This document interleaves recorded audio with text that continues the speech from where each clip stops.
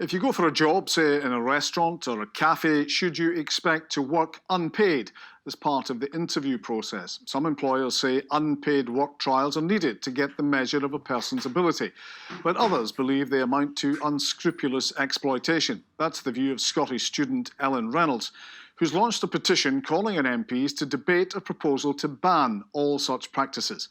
She joined us along with the restaurant owner Malcolm Duck and the employment lawyer David Martyn. So Ellen, what was your experience? So for me, I was asked to do a unpaid trial at a restaurant. I worked there for about 5 hours. Just as a standard waitress, I did everything you'd expect, running up and down the stairs with foods and drinks, took payments, standard restaurant work. And I had to buy a uniform for it. But then I just didn't hear back from them. I didn't get paid. That was my whole experience, 5 hours free work. And that's fundamentally unfair, you believe? Yeah, I do. And Malcolm, what do you make of that? Exploitation in any shape or form is wrong. And I think the precept is important. Trial shift or free labour. A trial shift should not be a free shift. It should be a shortish period of time, a couple of maximum kind of 3 hours, to see how the person performs in the workplace. It's an extension of the interview. We have at times taken someone straight on for a week and then you pay them. But we need to see somebody in the workplace. Whether they have uniform or not is a different kind of point.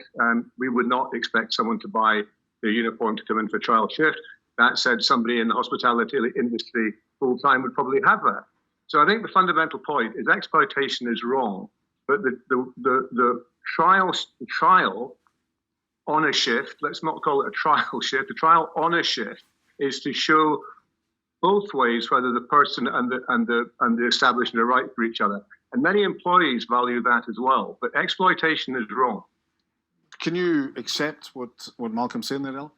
I'm not sure many employees would accept that. I'm not sure employees are looking to work for free, especially given the current climate. That's not something people want to do, especially not the financially vulnerable and the young, who are the people that are put up for these unpaid trials, because that's what it is. It's a trial of work and it's unpaid. David, what's the legal position to all of this? Yeah, I mean, I think the very fact we're having this discussion is indicative of the fact that this is a legal grey area. It is beyond doubt that where somebody is at work, they must be paid national minimum wage, and I think that's absolutely clear. There's no debate about that. But the question is a trial shift or a trial period, is that work or is it not work? And at the moment, we don't have any clear guidance from the courts on that, mainly because these cases never come before the courts because they're usually a dispute over £20, £30. My own view, looking at the sorts of things you might want to analyse if these cases came to a hearing, I think you'd want to say, was it, as you said, Malcolm, a short period of time?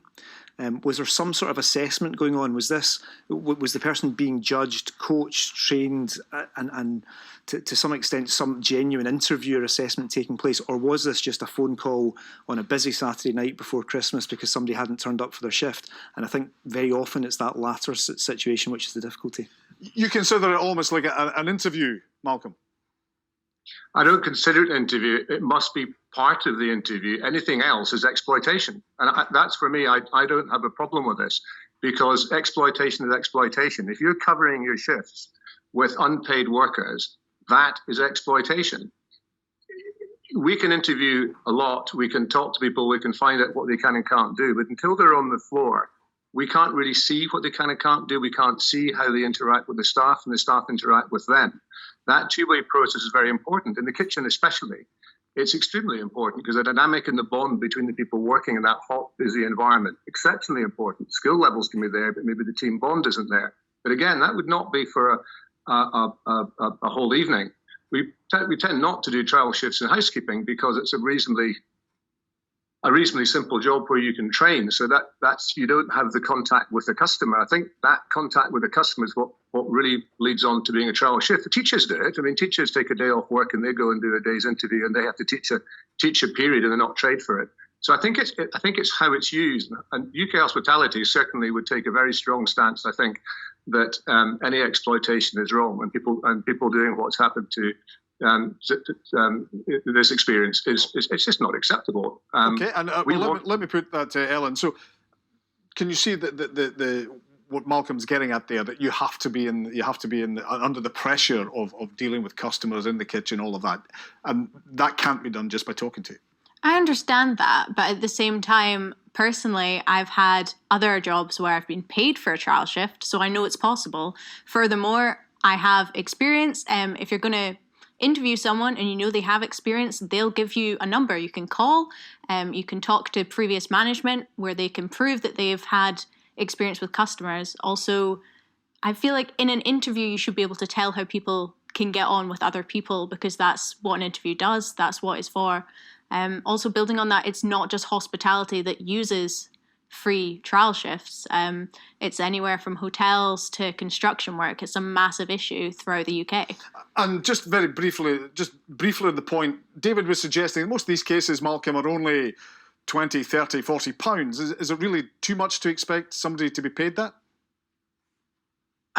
Well, to pay that, you have to put them on the payroll unless you take the money out the till, which is stealing from the government. So there's a whole complication that goes on down that road. Look, I think it comes back to it's part of the interview, accepted or not. And anything else is exploitation. I've heard, I think, the Twitter thing earlier, somebody worked for a week and they weren't paid. That's illegal. There are laws there to do that. Okay, well, let me put that to David. Is the law there to do that? And the specific thing Ellen's talking about, can legislation be brought in to deal with that?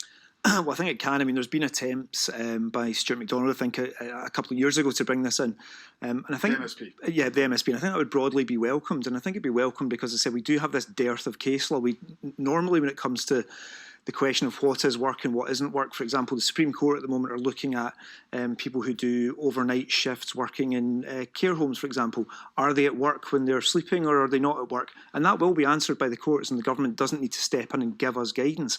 That's why I think it's important, the work that Ellen's doing, because I think government really needs to give us guidance, that balance between when is something a part of a recruitment process and when is it the exploitation that Malcolm's quite rightly poured scorn upon.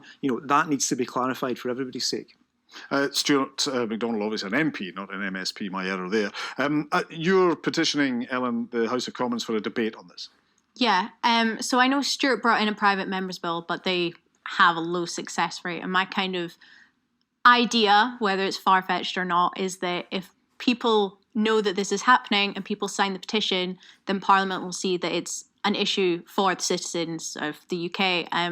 That it's something we agree that we need change on, and that they'll consider it further, and not just something an MP's brought before for his own political gain. And Malcolm, would legislation cause a problem for your industry? None of it's the right legislation. I think a lot of us, and I've spoken to most of my staff today about this very fact, and their feeling is that trial shifts are good in that they can see how people work, and as it's part of the interview process. But they've all had experience where they've had to work on trial shifts or 2 or 3, and it's been abused. I would hope that that's the minority, but maybe the kind of sector I work in, people I work with, and my kind of peers are not that way inclined.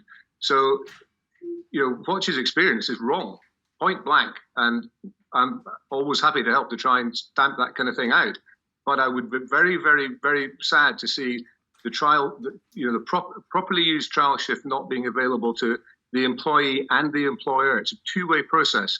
My staff are my main customers.